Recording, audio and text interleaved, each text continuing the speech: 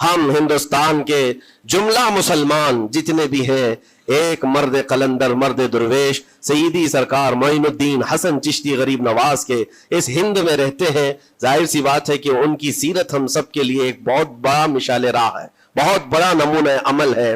آپ کو پتا ہے غریب نواز کو ہند الولی کہا جاتا ہے، وجہ یہ ہے کہ ولی کا ہندوستان ہے، یہ نہیں ہے کہ ہندوستان کا ولی، بلکہ یہ پورا ہند ہی ولی کا ہے۔ دربار غریب نواز سے ہندوستان کو جوڑا گیا ہے، سلطان الہند بھی کہا گیا، سلطان الاولیاء بھی کہا گیا، لیکن جانتے ہیں ان کے آنے کا راستہ اتنا پیچیدہ تھا۔ وہ سن 583 کی بات تھی، 583 ہجری چل رہی تھی، جب آپ حرم کعبہ سے نکل کر مدینہ طیبہ جا رہے تھے۔ اس وقت آپ کی عمر تقریباً 45 سال کے آس پاس کی تھی، نہایت ہی عبادت گزار تقوی شعار، 20 سال اپنے پیر و مرشد کی خدمت کر کے وہ حرم کعبہ میں پہنچے تھے۔ 20 سال کے بعد جب مسجد نبوی میں گئے تو عجیب سی کیفیت تھی، سلام کیا رسول پاک صلی اللہ علیہ وسلم کے دربار میں تو جواب قبر انور سے آیا، وعلیک السلام یا معین الدین شیخ البر والبحر، اے معین الدین تجھ پر میری سلامتی ہو، اللہ کی سلامتی ہو جو خشکیوں کا بھی اور تریوں کا بھی تجھے امام بنایا گیا ہے۔ اور آواز یہ نبی کریم صلی اللہ تعالی علیہ وسلم کے دربار سے سننے والی آواز تھی۔ آپ گھبرائے تھے، تھوڑا سا سراسیمگی تھی، یہ ہندوستان کی طرف اشارہ کر کے میرے آقا صلی اللہ تعالی علیہ وسلم نے فرمایا تھا کہ تجھے ہند کی ولایت دی جاتی ہے۔ اس وقت تک سرکار غریب نواز کو نہ ہندوستان آنا کبھی ہوا تھا، نہ ہندوستان کے علاقوں کو آپ نے کبھی دیکھا تھا، کیونکہ سجستان جو یہاں سے کافی دور ہے، افغان کے قریب ایک علاقہ سنجر جہاں پر آپ کی ولادت ہوئی، وہاں سے نکل کر کے آپ نیشاپور میں آباد رہے، اس کے بعد 40 سال کے بعد حرم کعبہ اور حرم مدینہ میں رہے، لیکن اچانک یہ بات کہ تمہیں ہند کی ولایت دی جاتی ہے ایک تعجب والی بات ہے، نئی جگہ پر بھیجا جا رہا ہے۔ آپ دوبارہ شام میں نبی پاک صلی اللہ علیہ وسلم کے دربار میں حاضر ہوئے اور سلام پیش کرنے کے بعد، کیونکہ یہ خوشی کی بات تو سب کے لیے تھی کہ ہندوستان کو اللہ تعالیٰ ایک عظیم ولی بھیج رہا ہے، لیکن جس کو بھیجا جا رہا ہے وہ بے قرار تھا، بے چین تھا، کیونکہ نہ راستے پتہ ہے، نہ ملک کے حالات معلوم ہیں۔ بارگاہ مصطفیٰ صلی اللہ علیہ وسلم میں دوبارہ جب حاضری ہوئی، عرض کیا آقا آپ کا حکم، اس کی تعمیل کے لیے بندہ حاضر ہے، لیکن نہ یہ فقیر ہندوستان کے راستے دیکھا ہے، نہ وہاں کے حالات معلوم ہے۔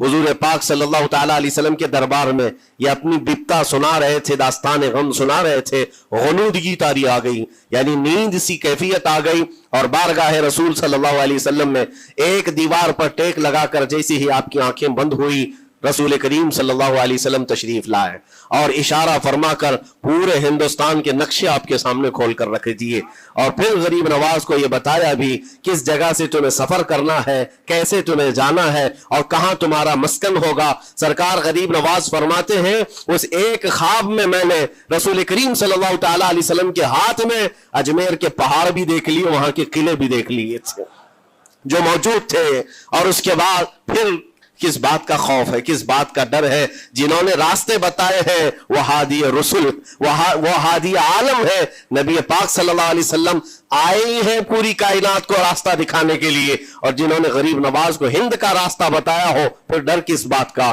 جب آپ بیدار ہوتے ہیں تو اپنے ساتھ 40 قطب اس اولیاء کرام کی جماعت لے کر مدینہ طیبہ سے سفر کے لیے نکلے تھے۔ میرے عزیزو اب بات یہاں آتی ہے، اسی لیے مدینہ طیبہ سے یہ پورا پلان ہوا ہے، مدینہ طیبہ سے بھیجا گیا ہے، مدینہ طیبہ سے پلیسمنٹ ہوا ہے، اسی وجہ سے آج تک تاریخ غریب نواز کو عطائے رسول کہتی ہے۔ عطائے رسول ہے، رسول اللہ کی عطا ہے، ہندوستان والوں کے لیے خاص عطا ہے میرے آقا صلی اللہ علیہ وسلم کی۔ جب وہ سفر کے لیے نکلے سن 83 سے چلے تھے تو یہاں ہندوستان پہنچتے پہنچتے آپ کو 87 یعنی 4 سال کا عرصہ لگ گیا تھا۔ 4 سال کے عرصے کے بعد آپ پہنچے میرے عزیزوں، نہ پلینوں کا سفر نہ جہازوں کا سفر کہ اڑ کر کے ادھر سے ادھر آ گئے، وہ تو پیدل قافلہ نکلا تھا، درویشوں کا قافلہ تھا، اور وہاں مدینہ طیبہ سے نکل کر بغداد پہنچے۔ بغداد میں اولیاء کاملین کی صحبت پائی، وہاں سے پھر نیشاپور، پھر اس کے بعد ہرات، اور افغان کے علاقے ہوتے ہوئے لاہور پہنچے۔ لاہور میں سرکار داتا گنج بخش عالم رحمت اللہ تعالی علیہ کے دربار میں چلہ کشی فرمائی، وہاں سے دلی پہنچے۔ یہاں یہ پورا جو راستہ ہے 4 سال کا میرے عزیز و تاریخ میں ہے، सरकार गरीब नवाज जिस रास्ते से चलते जाते थे, जो काफिर या मुशरिक भी देखता वो दायरे इस्लाम में दाखिल हो जाता था। नूर इलाही, नूर वहदत का टुकड़ा आपकी जबीन अक़दस पर ऐसा चमकता था कि लोग जो आते वो फिर आपकी सोहबत से दूर कोई जाता नहीं था। दिल्ली में जहां आप आए, एक अजीब इत्तेफाक है, उस वक्त खांडे राव एक बड़ा राजा था, उसका किला था, उसके सामने ही आपने पड़ाव डाल लिया। सरकार गरीब नवाज रज़ियल्लाहु तआला अन्हु की ये दास्तान, ये तारीख, वहां पर आपने अपना पड़ाव डाल लिया। और इन बुत परस्तों के लिए एक बड़ा पेचीदा मसला था कि एक दुर्वेश आया है। एक बात मैं आपको बताऊं, ये जो तासुब आज फैला हुआ, ये जहर फैला हुआ, ये आज का नहीं है, ये बाप दादाओं के पुश्त में भी इनके मौजूद रहा है।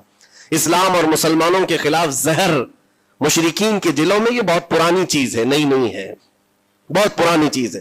तासुब दिलों के अंदर कुड़न रखना और कभी एक्सेप्ट ना करना, ये सरकार गरीब नवाज जिस दिन हिंद में कदम रख रहे उसी दिन से आपने इसको फेस किया है, उसी दिन से आपने इसको देखा है। और वहां पर खांडे राव की जमात ने बहुत कोशिशें की कि ये दिल्ली में दाखिल हुआ, यहीं से इनको खत्म कर दिया जाए, निकाल दिया जाए। लेकिन अजीब इत्तेफाक यह है कि ये जो जमात आई थी सरकार गरीब नवाज के साथ, ना इनके हाथों में तलवार है, न भाले हैं, न चाकू है, न छुरी है, ये तो गुदड़ियां पहनी हुई दुर्वेशों की जमात थी। गुदड़ियां पहनी हुई दुर्वेशों की जमात जो झोले में सूखी रोटी रखते थे और पानी में भिगोकर खा लिया करते थे। इनके पास ना कोई हथियार है, ना कोई सामान है, हर सामान जंग है। इनको निकाला जाए तो किस बात से निकाला जाए, हिम्मत भी ना होती थी। यहां तक कि जो आपको वहां से जाने की बात करने के लिए आता था, थोड़ी देर महफिल में बैठता और खड़ा रहता और कलमा पढ़कर फिर मुशर्रफ ब इस्लाम हो जाता। दिल्ली के अंदर एक दिन के अंदर 1000 लोग इस्लाम में दाखिल हुए थे। सरकार गरीब नवाज रज़ियल्लाहु तआला अन्हु ने तलवार से इस्लाम में दाखिल नहीं किया है, ना ही किसी को डरा धमका करके। वो सूखी रोटी खाने वाले किस बात से डराते लोगों को? उनके पास कौन सा एटम बम था? यहाँ मौजूद जो राजे महाराजे थे उनके पास फौज भी थे, हाथी भी थे, घोड़े भी थे, सब कुछ था। लेकिन आने वाला मर्द कलंदर क्या लेकर के आया था, तारीख में बताया जाता है ये वो जमाना था जब शिहाबुद्दीन गौरी हिंद के ऊपर हमले करके यहाँ पर आने की कई मर्तबा कोशिश किया। ये अफगान का बादशाह था शिहाबुद्दीन गौरी, जब हिंदुस्तान पर कई मर्तबा हमले करके नाकाम लौट रहा था, बीच रास्ते में इन फकीरों की जमात से बादशाह की जमात की मुलाकात हो गई। सिपाही जा रहे थे शिकस्त खाकर और ये दुर्वेशों का काफिला इधर आ रहा था। देखा पहचानी सी सूरतें लगती हैं, जाकर के एक सिपाही ने पूछा, बाबा आप लोग कहां जा रहे हैं? तो बाबा जो जमात में आ रहे थे उन्होंने कहा हिंदुस्तान फतह करने जा रहे हैं। बड़ी बात है, गुदड़ियां पहने हुए, पैवन लगे कपड़े हैं, झोलियां लटकाए हैं। और उसने देख करके कहा मारा सिपाही ने, कहा ये देखते हो हमारे बादशाह की फौज है, इसमें हाथी घोड़ों की तादाद देखो, जरा सामान जंग तो देखो, इसमें नेज़े तलवारों की छनक तो देखो, और आप ये चंद फकीरों की जमात लेकर हिंद फतह करने की बात कर रहे हैं। तब सरकार गरीब नवाज के कानों में आवाज आई तो आपने कहा उससे कह दो फर्क यही है, तुम जब लड़ने के लिए जाते हो तो यही हाथी घोड़े और तलवारों के भरोसे जाते हो, मोइनुद्दीन सिर्फ अल्लाह उसके रसूल के भरोसे जा रहा है। हमारे पास जो ताकत है वो अल्लाह उसके रसूल के साथ होने की ताकत है। आज के जमाने में गरीब नवाज का यह जुमला हमारा हौसला बढ़ा देता है, कोई हो या ना हो अल्लाह हमारे साथ है, अल्लाह हमारे साथ है। हालात जितने भी बदलते जाएं, लेकिन मेरे अजीजों अल्लाह हय्य क़य्यूम हर चीज को देख रहा है, उससे कोई चीज गाफिल नहीं है। बाज लोगों ने ये शोशे छोड़ना शुरू कर दिए कि अब इनका मुस्तकबिल क्या होगा, अब इनका फ्यूचर क्या होगा, नई हुकूमतें आएंगी, नया निजाम आएगा, अब तुम्हारी न मस्जिदों की खैर है, न मीनारों से आवाज आएगी, न तुम्हारी अजानों का और न ही तुम्हारे नमाजों का कुछ फ्यूचर है। ये सब बातें उन लोगों के जरिए से आ रही है जो किसी के फजला खार है या किसी के इलेक्शन के पैसे खाए हुए लोग हैं। मैं कहता हूं जो सच्चा मोमिन है वो इस बात पर अहद करता है, करबला की सरजमीन पर भी अजान की आवाज बंद ना हो सकी थी, जहां बहता खून भी बता रहा था इस्लाम जिंदा होता है हर करबला के बाद। आज भी हालात अगर हमारे मुवाफिक नहीं है तो मेरे अजीजों नस्लों में कोई तो आएगा जो सलाहुद्दीन बनकर के उभरेगा, नस्लों में कोई तो आएगा जो गरीब नवाज का गुलाम बनकर मोइनुद्दीन बनकर के निकलेगा। इसलिए कि हालात हर वक्त एक तरह के नहीं होते, हमने तारीख देखी है और अब ताला का कानून है, कभी बादशाहों को फकीर बना देता है और कभी फकीरों को बादशाह का मनसब अता कर देता है। जब सरकार गरीब नवाज दिल्ली के सरजमीन पर आप बैठे हुए थे अपने सूफिया की जमात के साथ, एक दस्तरखान लगा हुआ था, दस्तरखान लगा हुआ है, औलिया इकराम की जमात है, एक दूसरे से बातचीत कर रहे हैं। दिल्ली में उस वक्त हालात अजीब थे। एक छोटा सा लड़का जिसकी उम्र 13 या 14 साल की रही होगी, वो अपने हाथ में खटोरी और एक तीर और तरकश लेकर के सामने से जा रहा था। औलिया की नजर उस पर पड़ी, सरकार गरीब नवाज ने नजर उठाकर देखी, और सामने से मजमे से जाने वाले बच्चे बहुत सारे होते हैं, कोई आया गया, लेकिन गरीब नवाज ने नजर उठाकर देखा और फिर सूफिया की जमात से कहा कि देखना ये कल दिल्ली का बादशाह बनकर के निकलेगा, हिंदुस्तान की पूरी सल्तनत इसके पास होगी। तारीख में मौजूद है, गरीब नवाज की जुबान से निकला हुआ ये जुमला, वो लड़का कोई और नहीं था, सुल्तान शमसुद्दीन अल्तमश, जो हिंदुस्तान का ताकतवर बादशाह बनकर के निकला था। हाँ, वो जिसको चाहे नवाज दे और जिसको चाहे उठा दे। अजीजा ने गिरामी वक़ार, हमारे इम्तिहान की घड़ी चल रही है, हमारे हालात अभी यानी बैक की तरफ अगर जा रहे हैं तो इसका मतलब ये नहीं है कि खत्म हो गए। हम ये देखते रहेंगे और रब ताला की मदद का इंतजार भी करेंगे। हमारे साथ जो कुछ भी जुल्म हो या नाइंसाफी हो, हर एक चीज के लिए हम इतना ही कहते हैं, ये वक्त भी गुजर जाएगा, रात हमेशा नहीं होती, सुबह का उजाला जरूर आएगा, सुबह का उजाला आएगा। अजीजा ने गिरामी वक़ार, सरकार गरीब नवाज रज़ियल्लाहु तआला अन्हु का वो जुमला याद रखो, हम अल्लाह और उसके रसूल के भरोसे जीते हैं, अल्लाह और उसके रसूल के भरोसे जीते हैं। ताकतें, कुव्वतें या तख्त और ताज हमारे मुखालिफ हो जाए तो ये नई बात नहीं है, इस्लाम के साथ ये हर बार होता रहा है, इससे पहले भी हुआ है, हालात हमारे मुखालिफ रहे। औलिया कामिलीन की जमातें देखिए, अहले बैत अतार, रसूलुल्लाह की आल, इतने में आपको शहादत के वाकयात अगर बता दूं, आपको तो सिर्फ एक करबला मालूम होगा, एक करबला सुना होगा कसरत से, लेकिन जानते हो रसूलुल्लाह की आल में से कई ऐसे साहबजादे हैं जिनको जेलों में एक एक साल नहीं 7 साल 8 साल तक बंद रखा गया। इमाम मूसा काजिम रज़ियल्लाहु तआला अन्हु को 7 साल तक जेल में रखा, जंजीरों से बांधा और जहर देकर के उनको शहीद किया गया है। हज़रत इमाम मोहम्मद बिन हसन अस्करी 20 साल तक जेल में काटे हैं। ये रसूलुल्लाह के घर वालों की बात कर रहा हूं। सैयदना ज़ैद शहीद जिनको सूली पर चढ़ा दिया गया था, ये इमाम हसन मुज्तबा की औलाद में से है। ये सारे खूनी दास्ताने यहां इस्लाम की तारीख में मौजूद है। जब इस्लाम उस वक्त नहीं रुका तो अब क्या खाक रुकेगा? इस्लाम अब नहीं रुकना है, कयामत तक इसकी हिफाजत अल्लाह करीम फरमाएगा, अल्लाह करीम फरमाएगा।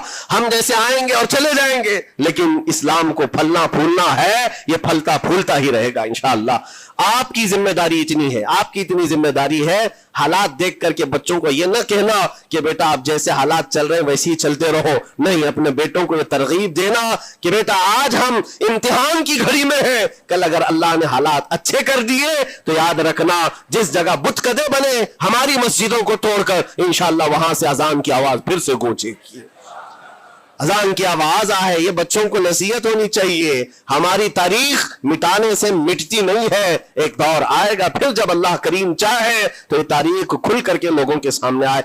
हम किसी पर जुल्म करने की इजाजत हरगिज नहीं देते, और साथ ही इस्लाम ये भी कहता है जुल्म हो जाए तो सहने की इजाजत भी नहीं है। आपको हक बात बोल कर जाना है, हक बात पहुंचा करके जाना है। बोलने में क्या है, हमारी जुबान काटी जाएगी, हमारी गर्दन मारी जाएगी, लेकिन हक बात की हिफाजत नस्लों तक मुंतकिल करना अल्लाह करीम की तरफ से एक बहुत बड़ा इनाम है, इसका बहुत बड़ा इनाम है। ये तो हम कर ही सकते हैं, हमारी नस्लों को ये बात बताएंगे इंशाअल्लाह अज़ीज़। ये गरीब नवाज का हिंदुस्तान कल भी था, आज भी और हमेशा रहेगा इंशाअल्लाह। सरकार गरीब नवाज का फैलाया हुआ ये चिराग कभी फूंक के फूंकों से बुझाया तो नहीं बुझाया जा सकता। आप दिल्ली की सरजमीन से जब अजमेर मोहल्ला पहुंचे थे, ये तकरीबन 7 महीने का सफर था गालिबन।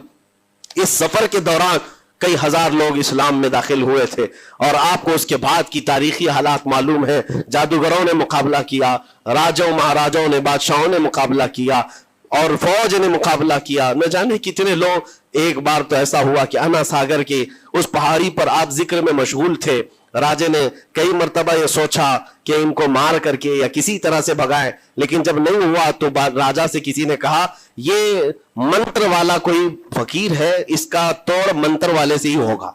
तो उस वक्त जो बहुत बड़ा उनका एक मंत्र जाप करने वाला पुजारी था, उस वक्त उसको उस तारीख में उसका नाम रामदेव बताया गया है, ये वाला नहीं है, उस जमाने का था। और उसको राजा ने जाकर कहा, वो कभी किसी से मुकाबले के लिए आया नहीं था, اس نے हामी भर ली कि हाँ ठीक है, मैं जाऊंगा, देखता हूं कौन फकीर आया है हमारी इस धरती पर, और मैं जाप करूंगा, अगर जादू है तो जादू से मैं काट दूंगा। उसने तकरीबन अपने साथ 400 या 500 पुजारियों को लिया, और जब वो आया तो सरकार गरीब नवाज के साथ 2 खादिम थे, आपके साथ सिर्फ 2 खादिम बैठे हुए थे। कहा कि हुजूर बहुत बड़ा मसला है, पुजारियों का जादू हम पर हमला आवर है, उनका जादूगर हमला आवर है, और मुकाबले के लिए वो लोग मैदान के करीब आ चुके, पहाड़ के नीचे हैं, आप अपने चिल्लागाह से उठते हैं जहां पर आप इबादत कर रहे थे। कहा ठीक है, हम जाते हैं। और उसके बाद सरकार गरीब नवाज ने कहला भेजा अपने खादिम से, कहो कि वो अपना मंत्र पढ़े, हम अपना मंत्र पढ़े, वो अपना मंत्र पढ़े जो भी उनके जादू का है। अब जब वो पंडित ने, पुजारी ने देखे बगैर अपने सारे पुजारियों से कहा कि जैसे ही वो दुर्वेश आएगा, वो फकीर आएगा, हमारा ये मंत्र है, ये पढ़ना, वो आग में भस्म हो जाएगा, दुनिया देखेगी। सबों ने कहा ठीक है, लेकिन अभी किसी ने देखा नहीं था। लेकिन जैसे ही वो अपनी झोपड़ी से ये मर्द कलंदर जलवे रसूल लेकर के निकला था, जमाले रसूल लेकर निकला था, बेटा है किसका? हसन और हुसैन का बेटा है, फातिमा जहरा का बेटा है। जैसे ही बाहर आए, वो मंत्र जो सिखाया गया था सबके करीब करीब आए, 400 लोगों ने वो गरीब नवाज की पेशानी को देखकर मंत्र पढ़ना शुरू किया। और मंत्र क्या था? उनकी जुबान से ला इलाहा इल्लल्लाह, ला इलाहा इल्लल्लाह, ला इलाहा इल्लल्लाह। लोगों ने कहा ये इधर कैसे आ गया कलमा? और जाकर उस रामदेव से कहा गया, उसने कहा कि ये 400 के 400 लोग तो कोई और ही कलमा पढ़ रहे हैं, कोई और ही कलमा पढ़ रहे हैं। वो उतर करके आया हाथी के कजावे से नीचे, और सरकार गरीब नवाज को देखा तो उसने कहा ये झूठ नहीं कह रहे, मैं भी वही पढ़ता हूं जो ये पढ़ रहे हैं।